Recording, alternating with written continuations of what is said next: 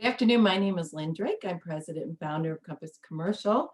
And today I'm happy to be talking with Marty Abbott. How you doing, Marty? Terrific. Thank you. Great. Marty owns Incentive Management Group. He refers to the company as IMG Group. And he's going to be talking to us about incentives.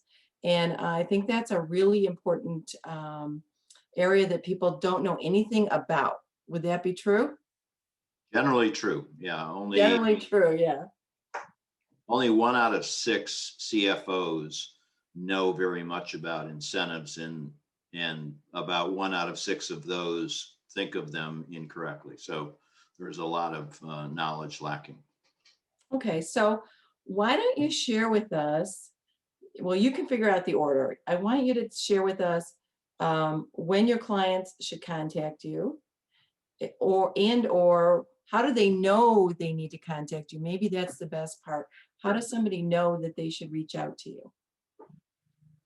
Well, an overview of incentives first. There's statutory incentives, which you can get simply by filling out forms and sending them in. And you don't have to do that before you do something or during doing something or after. You can do it at any time. So examples of that are tax credits that are available for adding people. In Georgia, for instance, if you add people to your employment, you can get $1,000 per person added, and you can fill out the form 3 years later and still get that tax credit. So those are Oh, statutory. okay. Negotiated incentives, which is our specialty area, negotiated or sometimes referred to as discretionary incentives, are incentives that can be offered but don't have to be offered by state, county, and local governments. And so for those, the rule of thumb is you need to involve an incentives advisor like ourselves, or you need to Mhm. reach out and get those incentives before you make a decision where you're going to locate a facility, when you're going to add jobs, before you do training, so forth and so on. So the rule of thumb is you have to get the incentives offered to you and accept those incentives contingent upon your making a decision to move forward with the project that you're talking about. Okay, so if I was a company and I wanted to hire you, Mhm. would I say, hey, we want to be in what's hot right now? Phoenix.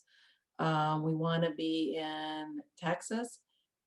And then would you say, yay, nay? I mean, what would happen if they said they give you those two states? If the company knew their market and had done the homework to identify those 2 states as where the facility needed to be located, Hmm. then we would accept that research and decision making on their part. And what we would do at that point in time is we would say, tell us what your objectives are in terms of the facility. How big is it going to be? What's the investment that you're planning on putting in there? What kind of employees do you need, and so forth and so on. And we would take that information and we would develop, in a period of about 2 or 3 weeks, we would develop a proposal to them, all of this at no cost. And we would essentially identify, here are the incentives that you can get in this state, here's the incentives that you can get in the other state. And we go to a very high level of detail on what the incentives are, the name of the program, what the requirements for successfully applying are, what the requirements for the administration are when you're 5 years over time, adding people and getting the incentives. What's the management of those incentives look like? We identify other companies who've gotten similar incentives, and we identify what we'll call a forecast of incentives for that particular client in that particular state. And based upon the proposals that we make for both states, the client can say to us, go into one state and get the incentives for us, negotiate the incentives for us, or go into both states. It's better to have 2 states competitive with one Yeah. another. Hmm. And so that's the approach we take. So we don't charge anything for the analysis, and then when we get the go ahead, that's when we begin charging fees. So, okay, what if I'm a company and I come to you and I say, we want to open a manufacturing plant? Then where do you start? And they don't have any, they haven't given you any references. We just want to open a manufacturing plant. We'd like to get some incentives. Um, we would go through a process of asking them a number of questions with regard to what locations make sense, on an overall basis. We are not site selection people.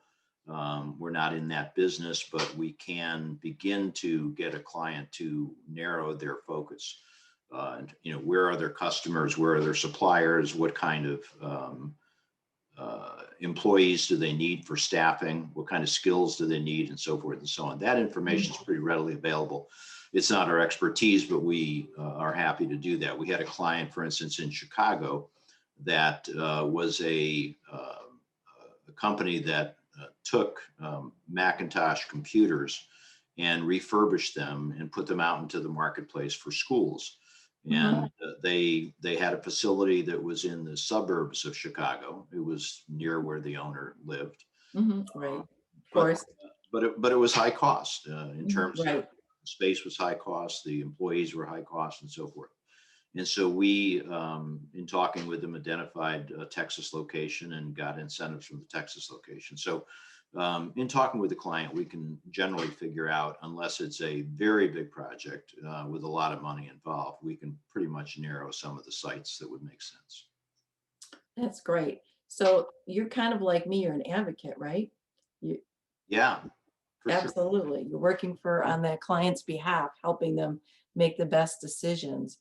So can you share with us, what do state incentives actually mean? So what does it mean to the company? Um, a couple of different ways to answer that question. One is the incentives come from state, county, or local governments, depending upon the jurisdiction involved. Always state, almost always local, meaning city or town. Sometimes county, because the counties have taxes that they collect, and some of the counties use taxes. So you can get county incentives in certain jurisdictions. So state, county, and local governments are the offering entities for the incentives. I worked with a client, they got a bunch of incentives. They came in right before COVID, couldn't hit any of their targets. Yeah. What happens? I'm just curious. I mean, it makes me sad that they spent all this time figuring out where they wanted to be, why they wanted to be there, Mhm. and then they weren't able to get any employees because of the world, so to Sure. speak.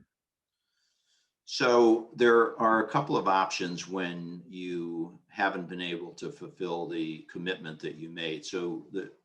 In today's world, almost all of the incentives are based upon performance on the company's part. Hmm. There are some states, very few, there are some localities, very few, that will say, we'll give you $500,000 up front and you perform and prove it. And if necessary, we'll claw it back. That's rare. So most of the time today, it's we'll give you 500,000, and if you're going to add 500 people, when you add 100 people, let us know, and there's a formal process for it. I'm making it sound simple. Let us know, and we'll give you the first 100,000, and so forth and so on. So for the company that doesn't perform, there are there's really only one option, which is to get an extension, which is not unusual at all. When there are circumstances, especially like COVID, we can negotiate an extension with the state, county, or local government that offered the incentive, so that if the performance was expected to be within a 3-year period, maybe we can get it extended to a 5-year period.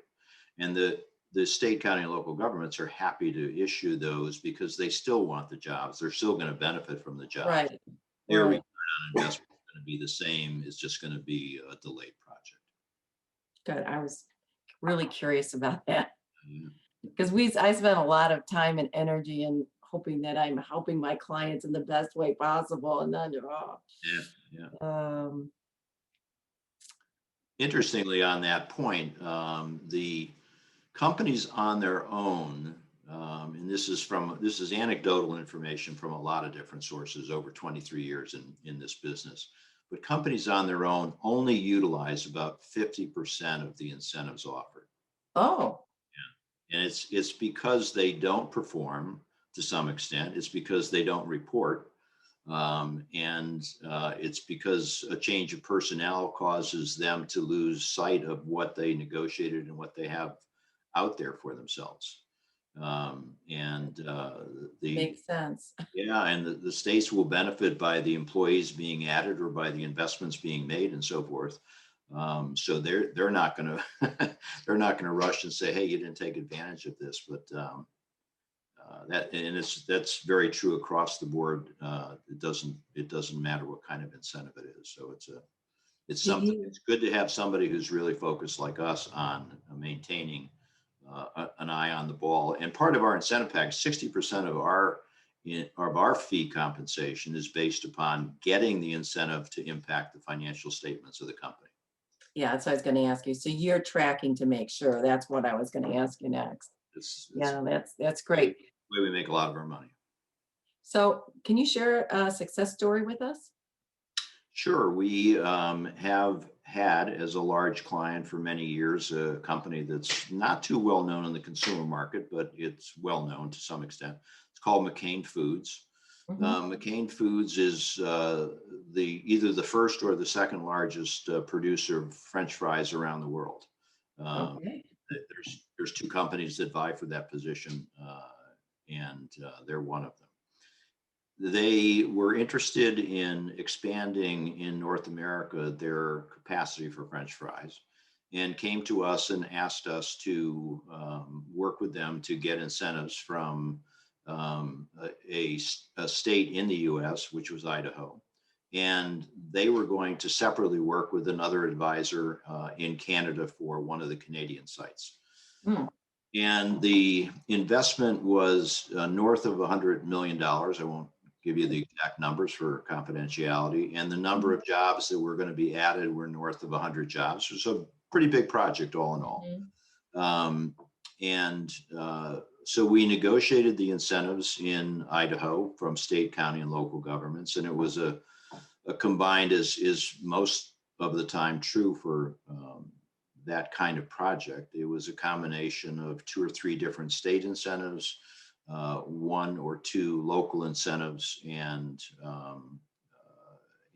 they would last. Some of them lasted for 2 years, some of them lasted for 10 years. So it was quite a complex package of incentives.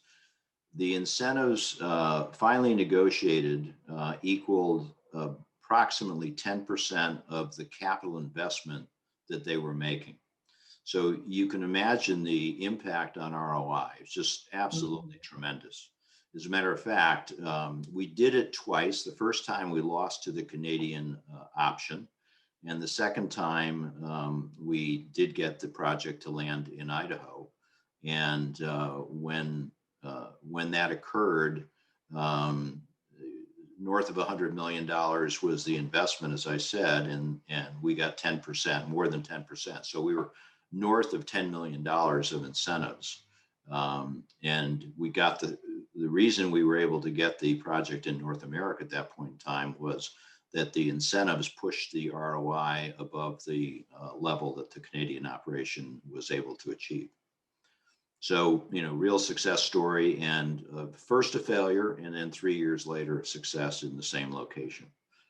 That Uh, sounds like an exciting project. it was pretty much full time for a period of about 6 months, and I traveled to Idaho quite a few times, and it was quite a nice project. I was just gonna ask you that. So when you are doing incentives, do you often fly out to the cities or are you doing it all on Zoom? You know, it's interesting. Well, 23 years ago when we started, we were on the road probably 1 to 2 weeks a month, and after the Great Recession in 2009 and 10 and so forth, that dropped to maybe 3 days a month. And today, I would say that if I'm on the road one day a month, that's a little bit above the average. On a project like the one I just talked about, I did three visits to the state, and I met with the governor, lieutenant governor, and with all of the economic development people at the state level, the county level, the local level, and so forth. And a large part of their presence, McCain's presence, and McCain's relationship with the state is to be out there, Mhm. to be a good citizen in the state. And so it was very appropriate for us to do that when we were negotiating the incentives. That's a great success story. Um, so how do people usually find out about you, just out of curiosity? Because I don't know that a lot of people are aware of incentives. Some are, some of the big companies are, but not always. Yeah, 50% of our business comes from client referrals, and the other 50% from uh, people who know us. We have a pretty active marketing program. Uh, Mhm. we have developed a relationship with almost 2,000 consultants who advise corporations on a whole host of things not Mhm. related to incentives. And we have basically, we call them partners, and we ask them to bring to our attention, for the client's benefit, to bring to the attention of the client our services when the client is engaged in expanding or locating a new facility or training. Training is a big area of state budgets that can assist corporations, and most corporations don't know about it. So a lot of the consultants that we work with are in the lean consulting space, Mm. and they're trying to improve processes in the company, reduce costs, improve capacity, and so forth. And Mhm. so it's sort of a natural outgrowth of what they do to bring to the attention of the company our services, because they often will know what's going on inside the company and so forth. And without telling us that, they can say, hey, you ought to talk with XYZ company.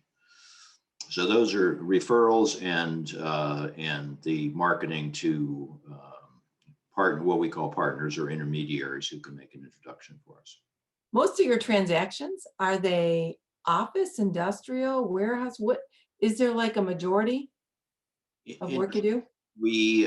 We just completed an 8-year study. It only took us about a day, but it was an 8-year study of all of our clients and all of our revenue. And we decided, because of some marketing guru who told us some wonderful things, that we would focus, as we went forward, on manufacturers, not necessarily manufacturing space, but manufacturers. For some reason, probably because a lot of the history of our clients and our relationships with the lean consultants is focused on manufacturing.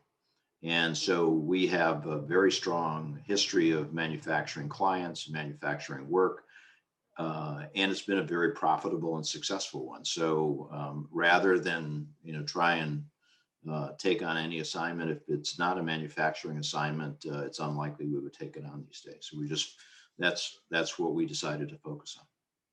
So, okay, so your avatar is manufacturing.